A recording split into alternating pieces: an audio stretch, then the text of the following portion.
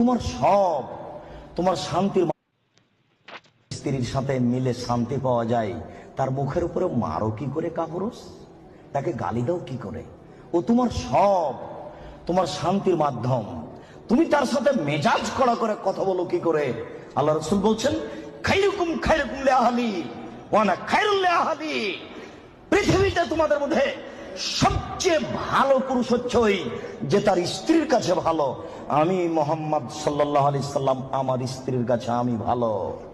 বহুত কামিনা পুরুষ হচ্ছে ওই যে স্ত্রীর কাছে খারাপ। আপনি স্ত্রীকে গালি দিবেন কেন? আপনি স্ত্রীকে কটু কথা বলবেন কেন? কেন আপনি স্ত্রীকে কটু কথা বলবেন? কখনো না। ওর বুদ্ধি কম।